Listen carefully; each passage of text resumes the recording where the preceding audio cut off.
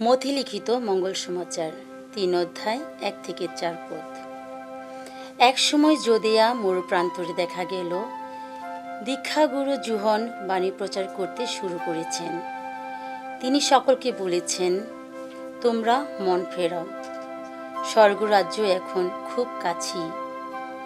এই মানুষটির কথা বলতে গিয়েই তো প্রবক্তা ঈশায়া একদিন বলেছিলেন, ওই যে মরু প্রান্তরে একটি কণ্ঠস্বর ঘোষণা করে চলছে, তোমরা প্রভুর আসার পথ প্রস্তুত করে রাখো, সোজা সরল করে তোলো তার আসার পথ।